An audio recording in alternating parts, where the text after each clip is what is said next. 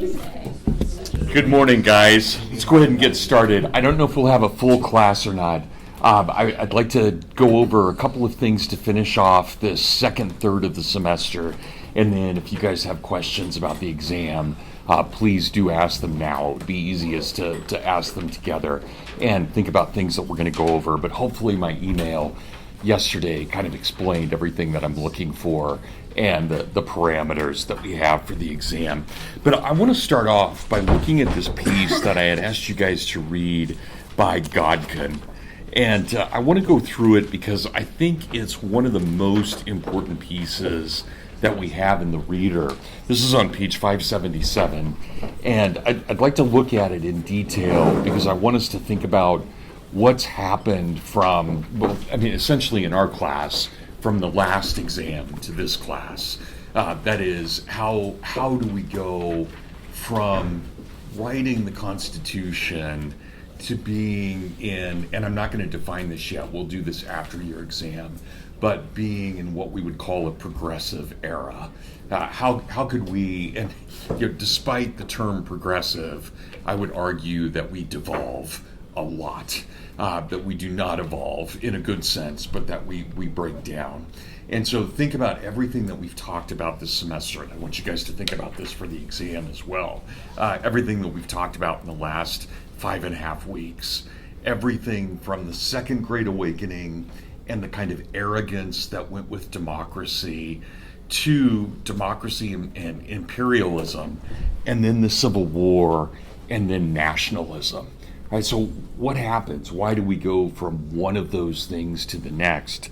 And here in this piece, Godkin, and by the way, just as a point of clarification, Godkin is not the author of this piece. He was the editor of the magazine in which this piece was written without any attribution to who wrote it. So we credit Godkin for it, but he's the editor, not the writer. So look at what he says here and notice the date. The date is August 9th of 1900. And so we're right at the end. And this is why I told you guys, I want you to think about the exam from basically right at the Constitution all the way up to 1800 itself, right? To 1900 itself. So we're really covering just a little over 100 years. As the 19th century draws to its close, it is impossible not to contrast the political ideals now dominant with those of the preceding era. It was the rights of man which engaged the attention of the political thinkers of the 18th century. The world had suffered so much misery from the results of dynastic ambitions and jealousies. The mass of mankind were everywhere so burdened by the exactions of the superior classes as to bring about a universal revulsion against the principle of authority. Government, it was plainly seen, had become the vehicle of oppression, and the methods by which it could be subordinated to the needs of the individual development and could be made to foster liberty rather than to suppress it were the favorite study of the most enlightened philosophers. In opposition to the theory of divine right, whether of kings or demagogues, the doctrine of natural rights was set up. Now, I would never put it that way. If I were the author of this piece, I would say that natural rights were discovered, right? Because nobody sets up natural rights except for God. And so it's something that we automatically have by being human. Nobody sets them up for us. But again, we can give him a little bit of leeway on this. Humanity was exalted above human institutions. Man was held superior to the state. And the universal brotherhood supplanted the ideals of national power and glory. All right, there's a lot packed into this. But again, think about, and I know you guys are after spring break, we're ready for summer. I know that. But just for a moment, try and put together everything that we've been thinking about since the last exam. How do we move from creating a constitution to what we call the progressive period? How can we do that? Why is there this devolution? And I want us to think about this in this sense. Imagine when we look at the Declaration of Independence and just think about the most important sentence of the Declaration of Independence. We hold these truths to be self-evident, that all men are created equal, that they are endowed by their Creator with certain inalienable rights, and among these are life, liberty, and the pursuit of happiness. That's arguably, outside of Scripture, the most important sentence written in the history of the world. And notice what it does about the definition of man, who we are. There is God. We are created equally in His image. And because of that, we have the right to life, liberty, and the pursuit of happiness. That's it. That's it. Right? That's our whole definition of the human person. And it doesn't matter if we're talking about Ross, if we're talking about Leon or Katie, it just doesn't matter. That's our basic definition. Now, if we wanted to explore it, what do we see? We see that Ross and Leon and Katie are much, much more complicated than that. But that's not what the Declaration's trying to get at. It's not trying to say, how do we define the human person, except at its most basic level. So here's the human person made in the image of God. Now go forth into community and do good. Right? That's it. Okay, so what happens in the 19th century? That messes things up so much. So I'm going to give to you guys, and I'm going to throw a lot at you here. So don't, oh, look, I'm going to talk about Darwin. That's not my handwriting. I want to talk about the greatest thinkers of the 19th century and what happens. So contrast them to Jefferson. You're made equal in the sight of God. You're endowed with life, liberty, and pursuit of happiness. Done. All right. What happens in the 19th century, though? I'm going to give you 4 names here of the 4 most important thinkers. And I'll say great thinkers, but I don't mean good. I mean important when I say great. I think they're all pretty wicked in their own way, but they're still the most important figures. So you think about what we've done in Western heritage. You guys went from Socrates to Plato to Aristotle to Cicero to St. Augustine. That's your lineage, right? If we were to do that in the 19th century and say, all right, who are the greatest thinkers? We would say Darwin, Marx, someone you guys probably aren't familiar with because we've pretty much forgotten it, but a guy named Spencer, and then a third person that you definitely know, Freud, or at least have heard the names. Okay, so let's talk about what each of these guys does. They're each, and I'm not going to in any way get into a criticism of their arguments. They make very profound arguments, and these guys are incredibly intelligent. So I'm not in any way knocking their intelligence. I disagree with all of them, but I'm not knocking their intelligence, right? That would be just foolish to try and say that Marx was not a brilliant man. I think he's totally evil in his life and in his argumentation, but we would never say he's stupid at all. He's a brilliant man. These guys all are. But look at what they do. Let's just take Darwin. And I probably have the most sympathy for Darwin of all of these guys. You know, he lost a daughter when he was a young father. He never quite got over that. You can feel for him in a lot of ways. But look at what he says, what Darwin says about the human person. What are we? We are these adapting environmental beings. That is, everything that defines us is our reaction to the environment. And so we walk through the jungles, or we walk through the cliffs, or the mountains, or whatever it may be, and we encounter a danger in nature. And we either adapt to that or we die. So Darwinianism, and we always associate kind of the popular term with it, that is, it is thought of as evolution, right? We evolve, but really a better way to think of Darwin is, do we adapt? So, you know, let's just, I told you guys my crazy travel schedule the other day. You know, I went to Washington, D.C., and then I went to Houston for a funeral, and then I went to Ann Arbor, and then I went to Washington, D.C., right? It was crazy, and I don't want to do it again. But let's just imagine for a moment. I get to Washington, D.C., it's 40 degrees. I get to Houston, it's 87 degrees. Obviously, I'm going to dress differently in Washington than I am in Houston. And then I get back to Ann Arbor, and I don't know if you guys remember that Monday that we got back from spring break. It was spitting snow, right? So I was just through all these different environments, and obviously I had to adapt. So if I were walking around in Houston with my winter coat on in 87 degrees, that would be absurd. I adapted to it. I stuffed my coat somewhere, so I didn't have to worry about it. But if I went back to Ann Arbor and it was 22 degrees and I'm walking around like it's Houston, I'm a fool as well. So there's no doubt that what Darwin says is correct. That is, we do adapt to our environments, and we either adapt properly or we fail. And we're thrown out of the gene pool if we fail too dramatically. Okay, we can accept that. Then let's look at Marx. Marx tells us, and he's very influenced by Darwin. Very influenced by Darwin. There could be no Marxism without Darwin. But what does he say? Well, it's not the environment that shapes us. It's the economic structures that shape us. So what are we? We are really economic beings.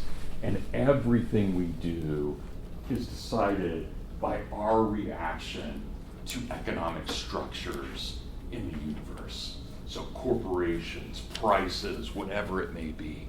And let's think about us in this room. And I will fully admit, I'll be autobiographical here. I am terrible at finances. My wife does all of our finances. She does all of our taxes. I basically go up to her and say, honey, can I buy this? Sure, Brad, go ahead. And I buy it. But let's imagine, so I'm not good at this, but let's imagine I go to the grocery store and she sent me, and I did yesterday, I ran to Aldi right before dinner. And I kind of like Aldi. It's weird, but I like it. Probably I like it because it is weird. But so I get there, and they've got all these artisan breads. And I had to decide. It's like, okay, do I want this artisan bread or do I want this artisan bread? And I'm looking at the ingredients, and I'm looking at the price, and I decide. Yeah, okay, it's this one. Actually, I bought two because I couldn't decide. So I bought 2 loaves of bread yesterday. And they both turned out great. It was a good choice. But think about what I did. I walked in there, and I had my rationality on, and I said, okay, it's ingredients and price. How do I balance those things? You guys do that too, right? You do that all the time. You go into a grocery store, you're measuring things. You're economic. Marx is not wrong about that. You're economic. Right? Okay, so keep that in mind. And again, I totally disagree with Marx on most things. But on that thing, yeah, we're economic.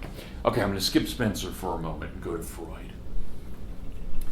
Freud says this. And again, a 19th century thinker, he's an Austrian, interesting guy, brilliant guy, very rooted in the liberal arts, rooted in the classics. But Freud says this. Freud says, well, it's not the environment, and it's not economics. It's actually your sexuality that determines who you are. And so, and he's not politically correct. I hope you guys, I'll just warn you right now, this is not politically correct. But here's what he says. He says that I, Brad, and this would be true for every one of us in the room, I'll just use myself as an example. I, Brad, at some moment, and it would be unconscious on my part, I wasn't aware this happened, but it was when I was roughly age 1 to 1.5. I suddenly realized that my mother was something other than me. Not just that she's another person, but that she's the opposite sex. And so suddenly I recognized my mom is not like me, but my dad is. And for Darwin, this is our discovery of literally our sexuality. I'm a boy. I recognize that. And Darwin says, and this is why he's not politically correct, he's a leftist in his day, but the leftists hate him today. Do you mean Freud? I'm sorry, what did I say? You said Darwin. I'm sorry, Oh, yes, I meant, thank you so much for that. I meant Freud. Okay. You absolutely meant Freud. Okay, so what does Freud say? Freud says, I make this decision. All right. So what does that mean? Well, it means if I fail to make that decision, even though it's unconscious, as a 1 or 1.5-year-old, I'll probably turn out homosexual. That is, I didn't recognize that my mother was opposite of me. That's why he's not politically correct today, because his whole argument is that everything that we see with gays and lesbians, bisexual, with transgender, those are all people who have a psychological problem. Okay, now, again, we can agree or disagree with that. I just want you to recognize what he's saying. Okay, well, let's imagine, and again, I'll use myself as an example. I have 7 kids. I'm a sexual being.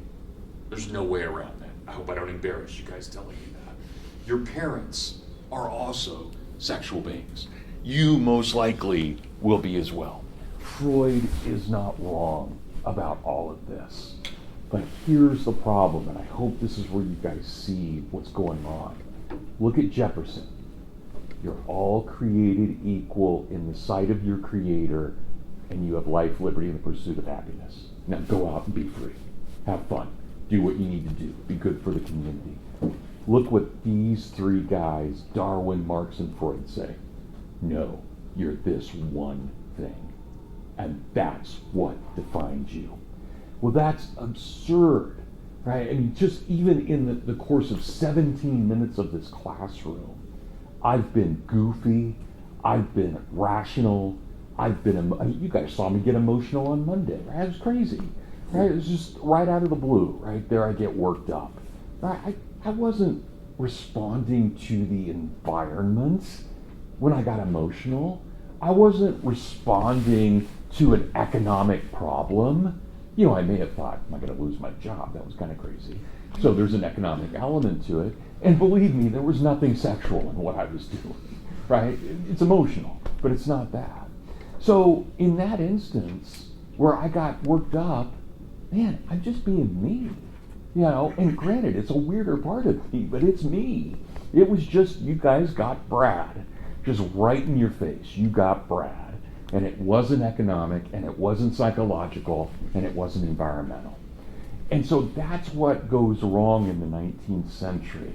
These guys all think that we are one thing. And so one of my favorite, and you guys I'm sure like him as well, but one of my favorite 20th century thinkers, C.S. Lewis. C.S. Lewis, in his Abolition of Man, analyzes this. And he says, well, look, Marx isn't wrong. Darwin's not wrong. Freud's not wrong. But here's what they've done. They've taken one truth and they've exploded it to madness. That's what they've done. And in doing so, they have given us knowledge, but not wisdom. Does that make sense? Wisdom is when we have a context for things. So Connor's not just Connor. Connor is the son of this parent, and the sibling of this parent, and the friend of this parent. And we put him, and my student, and he goes to this church, and we put him into context. He's not just economic or environmental or sexual. He is those things, but he's so much more. And that's where the 19th century just utterly fails. It fails in that it takes a truth and explodes it to madness. And that, you guys, this is the turn of the last century, right? Not this century, but the previous century, right? The turn of the 19th to the 20th century. It's that failure, and it's a huge failure, absolutely huge, to recognize how complex we are. I'll give you another line from C.S. Lewis, one of my favorites from his novel, That Hideous Strength. In that novel, and I highly recommend that novel, guys, it's really only The Lord of the Rings is better. It's that good. But in that novel, That Hideous Strength, there's a side character named Hengist, and he's asked about his views, and he responds, I have discovered in my lifetime that you can never study man. You can only get to know him. It's like, that's beautiful, right? I mean, that is so beautiful. That idea, because every one of us in this room is so utterly complex that we could never be reduced to one thing, or two things, or three things, or four things. We're millions of things all at once. And I'll give you guys just a thought experiment for a moment. And I'm not actually asking you to do this, but let me just theoretically throw this out. Let's say right now, I told you guys, stop writing whatever you do. Just stop. Everybody, just stop. And now I want you to recreate the last 60 seconds of your life. That's it. I just want you guys to think about everything you did in the previous 60 seconds to when I said stop. Is there anyone in here who could do it? There's no way you could do it. You were making so many decisions. Is Berzer going to keep going on about this? Is this going to be on the test? Should I write this down? Man, breakfast isn't sitting well. Think about all the things that you were just thinking about right then. Right? You can't reconstruct that. And if you can't reconstruct 60 seconds of your own life, how could anybody else? And that's why I tell you guys, if someone says they can run your life, run like hell from them. They are tyrants. They can't run your life. Only you can run your life. You can run it with somebody in love, but never hand over your sovereignty to another person or a government or an institution, ever. You're too complicated for that. Way too complicated, and nobody can measure it. So you guys see what I'm getting at with all of this? Okay, and that, again, these guys are brilliant. I'm not denying that, but they're wrong.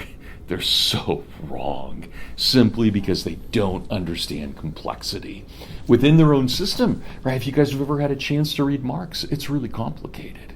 It's really complicated. But when you recognize what it's based on, it's utterly narrow, so narrow. And that's why someone like Jefferson, who says, nope, you're created equal in the image of God and you have these rights. Man, he has just allowed you to be the most complex being you can possibly be. And that's the difference. So let's get back to page 577, right? That's what Godkin is getting at here. We've blown it, right? In some way, we've just blown it. So turn the next page there, 578. These 18th century ideas, right? The idea of man being complicated and should be free and equal. These 18th century ideas were the soil in which modern liberalism flourished. Again, I probably wouldn't use the term liberalism. I would have used republicanism, but I hope you guys, he means classical liberalism in the sense of Jefferson's liberalism, that idea. Rulers were to be servants of the people and were to be restrained and held in check by bills of right and fundamental laws which define the liberties proved by experience to be most important and most valuable. Hence arose the movement for voluntary reform in England and its great outcome, the establishment of what was called free trade, but really was the overthrow of the privileges besides those of the landlord. Jump down to the next paragraph. To the principles and precepts of liberalism, the prodigious material progress of the age was due. And I hope you guys recognize that. I know we haven't talked about this much, but if you read Land of Hope, remember again, and I had told you guys this when we talked about Andrew Jackson, we go from being an impoverished third world power to being the single greatest economic power the world had ever seen by 1900. So this is what he's saying here. We may have totally screwed up intellectual history, but man, we're booming. We are just creating like nobody has ever seen before. We are at the top of the world in terms of economics. And I think that's hard for us to recognize, that we could be in a period of moral decline and yet material prospect and progress. But yeah, you guys, let's just be honest. This is crazy. Did you guys see the news this morning about Kristi Noem, the former head of Homeland Security? It now comes out that her husband, this was just news this morning, right, that her husband was involved in all this cross-dressing scandal and paying for prostitutes and all this. It's like, who are these people? Gosh, it makes me look really boring, thank God. I am just really, really boring. But, here's the point. At the same time, we launched ourselves to the moon this morning. Well, okay, one of those things is really cool. The other's really creepy. And yet we can have them at the same time, right? We've got this incredible material progress when clearly morally we suck. I mean, we're in terrible shape morally, but we've got a lot of progress. Well, that's the 19th century as well. It's like, yeah, they're doing great, but man, their morality, not everywhere, but among these intellectuals, right, it's just falling. So freed from the vexatious meddling of governments, men devoted themselves to their natural task, the bettering of their condition, with the wonderful results which surround us. But it now seems that its material comfort has blinded the eyes of the present generation to the cause which made it possible. In the politics of the world, liberalism is a declining, almost a defunct force. Okay, jump down again. Look at line 34 on that page. In our country, recent events show how much ground has been lost. The Declaration of Independence no longer arouses enthusiasm. It is an embarrassing instrument which requires to be explained away. So, not only have we ignored its truths, but by 1900 we're embarrassed by it. Right? This idea that we would define man at this minimal level, right? That is counter to all the great intellects. It's counter. So we're embarrassed by it. The Constitution is said to be outgrown, and at all events, the rights which it guarantees must be carefully reserved to our own citizens and not allowed to human beings over whom we have purchased sovereignty. Well, again, guys, I don't mean to be too political about this, but if the Constitution is true, and if the Declaration is true that all men are created equal, well, that means that even the illegals running around in America have certain rights. That's not convenient. It would be better just to say they came into this country illegally, we'll kick them out in the same manner. But if they really are human beings with rights, that makes it really complicated that we could just round them up and kick them out, right? No matter what wrong they've done. But we make the same excuses, right? They're not under the Constitution. Well, if they're not under the Constitution, nobody's under the Constitution because it's universal. So those are the kinds of things, and I know these are hard. I know this is hard. It's not convenient, but that's the kind of stuff we have to think about. Connor. I'm actually curious, would the founders have thought there should be any difference in how the government treats U.S. citizens versus non-U.S. citizens? I don't think so. I'm sure there would have been a difference among the different founders, but I do believe that they believed that what they were proclaiming was universal. And so it has to apply to all men at all times. And again, guys, I'm not trying to be political about this, but don't forget, even Mexicans, we allowed all the Mexicans in until 1965. There was no border with Mexico. It was a completely open border. So the idea that and Canada's only closed in 2002. So the idea that we've closed borders is very recent. It may be very necessary. I can see arguments both ways, but it is very recent that we've done that. It is not a part of our tradition to close off our borders by any means. The founders would think like a terrorist from far away would get sure. the same but, trial okay. that American citizens Yes, would get. but okay. also remember this, and I want to be non-politically correct about this. the terrorist comes into this room, as an American citizen, you also have the right to blow him away. You've got the Second Amendment, right? So it's not, and you have to keep that in mind. And I'm not trying to be crazy or derogatory. It's just, it was also understood, yeah, there are crazy people around, but you actually have the duty to kill them. Think about, just imagine, guys, think about this. Let's say you're in Boston. Someone breaks into your home and you shoot them. Man, it's going to be a long, drawn-out trial. It's going to be a long, drawn-out trial. Should you have had a gun? Should you have taken that guy out? Now, reverse the situation, and you're in Dallas, Texas. Someone walks into your hand and you kill him, or walks into your house and you kill him. Texas isn't going to prosecute you. They're going to give you an award, right? I think that matters in the way we think about this. Or did you guys see? I think this is great. There was a guy, he's running for sheriff in Arkansas. Well, somebody raped his daughter. He went out and killed her. I don't really have a problem with that.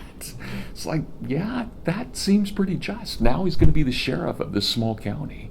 You couldn't do that in Massachusetts, right, at all. So, those are the kinds of things that, we still see in America. And I hope you guys know I'm not trying to be crazy about this, but you still see that there are great variations. It's kind of like as we've given up our Second Amendment rights and other rights, then we have to make up for those protections through Yeah.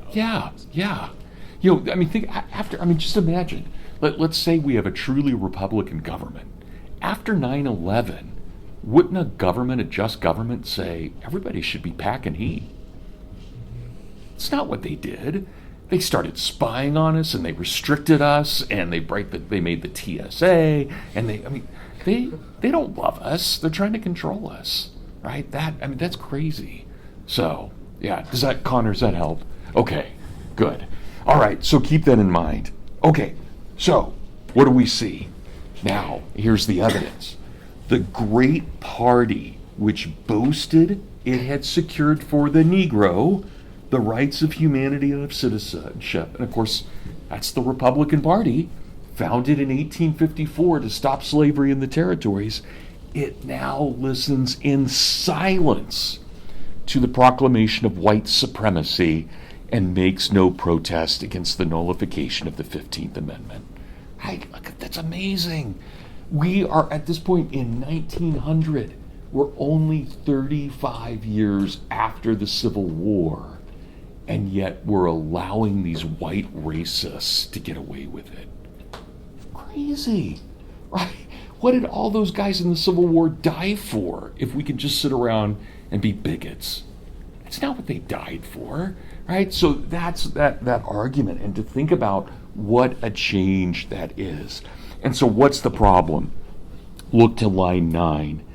Nationalism, in the sense of national greed, has supplanted liberalism. It is an old foe under a new name. By making the aggrandizement of a particular nation a higher end than the welfare of mankind, it has sophisticated the moral sense of Christendom. We hear no more of natural rights, but of inferior races. Now, let's just pause here for a moment. If my whole line of thought says, okay, I'm environmental, or I'm economic, or I'm sexual, well, why not break that down and say, well, look at this person. She's black. It's the same thing. We've narrowed down the categories rather than looking at context. Well, no, she's not just black. She's a beautiful young woman with parents and with a family and with a church and with all of these things. We expand the context. We give it wisdom, right? But once we break things down and we say, well, no, it's this or that, well, then, yeah, we can be racist because we can break a person down into their skin color.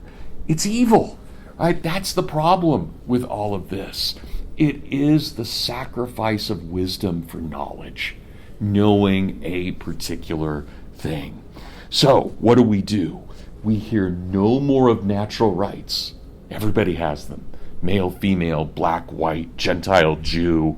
We all have them.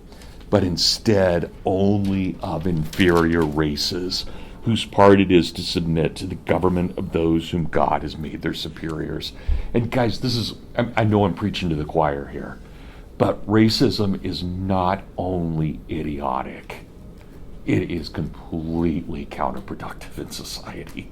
There's no advantage to racism at all. In every way, it is an evil. So the old fallacy of divine right has once more asserted its ruinous power, and before it is again repudiated, there must be international struggles on a terrific scale.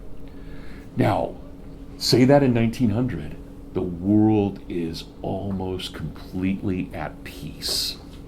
So when our writer says we're going to enter a century of the worst warfare anyone has ever seen, people think, what? That's crazy talk. What are you talking about? The world's great right now. Everything is progressive. It's just getting better all the time. Every day it's getting better. And of course, when he writes this, we're 14 years away from World War I. We're 17 years away from the Soviet Union. We're 17 years away from fascist Italy.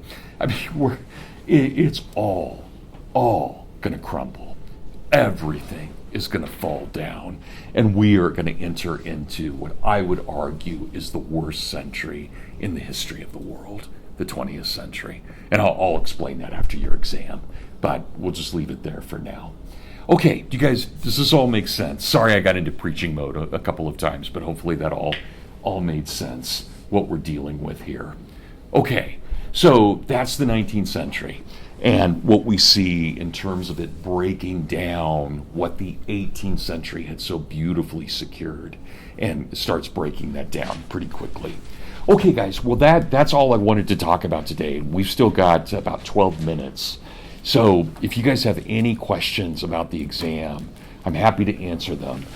As I said in the email, I am going to be harder on this exam than I was on the first, and I'm much harder than on the papers. I mean, I hope I've been open with you guys about that from day one. The papers are important, but your tests are really important. And I want to make sure that you've integrated really the three components of the class: our discussion and lectures, the reader, and then Land of Hope. Land of Hope not at the same level as the other two. Obviously, you need to spend more time with the reader and with my lectures, but Land of Hope should be there. Now, those short answers that I gave you, and I gave you 30 this time, so your essay is worth 70% of your exam. Those short answers, there are 30 of them. If I remember right, and I could double check real quick, I am pretty sure that 29 of them, and I mean that literally, I think it's exactly 29, are somewhere between the Constitution and 1900. So basically what we've talked about this semester, this third of the semester, not the whole semester, but this third of the semester, I've limited to that. One of the questions, a little tricky, not terrible, but one of the questions basically takes place like minutes before the Constitutional Convention. So I felt like I would be dishonest if I told you 100% were from the Constitution to 1900. There is one kind of tricky one that lends into itself. But that means that for those short answers, I don't want you guys studying the first third of the semester. You don't need to do that. Right? So it's basically, 29 of the 30 are from what we've done in this part of the semester. Does that make sense for everyone? Okay. So, and it's trivial stuff. So, for example, think about what we talked about today. I may say something like in a short answer question, Marx believed all things came down to, and you would say economics, right? That's the kind of stuff that I take for those questions. Or, when I gave you those statistics about the black family in 1910 in our last lecture, those are the kinds of things I want you guys to know for those short answers. Okay. So, Lily? How do you want us to study with the information we got from other lecturers when you weren't here? Yeah, they still count. Yeah, they still count. So go through those things, and I've talked to them. I know exactly what my wife said. For example, well, I know pretty much what my wife said, and I've talked to Daryl Hart and to Charles Yost, who did yours. So yeah, that I have a good idea. And plus, we're all teaching the same thing. They're basically teaching what I would have taught had I been here. So we're on the same page on that. So that just keep that in mind. I wouldn't spend a ton of time on their stuff. It'll be just kind of passing. So don't worry about it too much, but don't dismiss it either. So, yeah, Connor? I kind of struggled with this last time. Is there, other than just like reading over our notes, is there a good way to prepare for the multiple choices? Because they're just kind of so broad. Like there's so many different things that it. Yeah, this is where I would really encourage you to work with someone else as you're preparing and just kind of bounce ideas off. Like, what was Berzer thinking this day? What kinds of things would be little factoids that I would need to know? That kind of stuff. In my mind, I recognize, I hope you guys know this, I know it's trivia. I know that, right? I'm not trying to torture you, but I do think it's really important that you guys have basic, certain understandings of what's going on, not just in the big ideas, which is, I hope it's obvious that's what I care most about, but these other little things like, well, okay, it's not just the big idea that Marx is narrowing thought, but what's he narrowing it to? And that matters to me. It's like, well, no, you guys, as educated Americans, you should know that for Marx, everything is economic, right? Let me throw one other thing at, and I'm giving something away here. I also have this fourth name on the board, Herbert Spencer. And let me just tell you this, and I'm basically giving you a short answer. So you guys should all write this down. I'm cheating here. I'm betraying my own principles. But one of the things that this guy, Herbert Spencer, did, he's, by the way, you would be somewhat familiar with him because he's the model for Sherlock Holmes. So when Arthur Conan Doyle started writing Sherlock Holmes, he took the figure of Herbert Spencer. And if you've ever read a Holmes story, you've got a good idea of what Spencer is like. But Spencer is, ironically, he's a radical libertarian. But he takes his ideas from Marx and Darwin, and he creates something called social Darwinism. And I think he's, even though I'm very libertarian as well, I think this is a wrong-headed kind of libertarianism. His libertarianism basically said, if you come across a homeless person and they ask you for money, the worst thing you can do is help them. It is absolutely the worst thing you can do. Charity is wicked. Why? Because you're paying him to be homeless. You're encouraging him in his homelessness. And so the real good response to meeting a homeless person is to tell them good luck and walk on. And so if they die, and they're out of the gene pool. And we should be glad of that. You guys, this is reprehensible for me to tell you. This goes against everything I believe as a Catholic. I'm just telling you what he says, right? But that's what you do. Now, if he survives, great. That means he's an innovator. It means that he can escape poverty. But you never, ever give money to the poor, ever. That's the worst thing you could do for someone like Spencer. So he doesn't quite fit with these other guys, but I hope you also notice this, especially when we look at Darwin and Marx, a little bit of Freud. They are completely materialistic, right? They don't understand the human spirit at all. They're really, really materialistic. So when we get back from our well, I call it a break. It's not a break. When we get back, well, yeah, you guys get Monday off. But when we get back next Wednesday, I'm going to lecture about the fifth person who matters, but who's totally different than these first four, a guy named Friedrich Nietzsche. And Nietzsche is the opposite of a materialist. He's a hardcore spiritualist. So he doesn't quite fit in, but he's also the most interesting. Maybe the most evil of these guys too, but he's also the most interesting. He's really interesting. So, good. Okay. So does that help you guys for at least preparing for the exam? I really would encourage you to study together. Again, just to bounce ideas off. Remember that those essay questions, So you only have to prepare for 3 of the 4 I gave you, because 2 are on the test, and you'll have to choose one of those, right? But so you can skip 1. You can be totally safe and skip 1, but you do need to prepare for 3 of them. Yeah. Yes, Julia. So should the essays be about as long as they were on the last? Yeah, just the same. Yeah, about 6 to 8 pages minimum for those. Yeah, and again, really try and prove that you've done the readings. Try and integrate those things. I think most of, if I remember right, on the first exam, you guys tell me if I'm wrong. I thought you guys did poorer on the short answers than you did on the essays. That's my memory. So just, you should be fine on those essays. Put some time into them, practice them.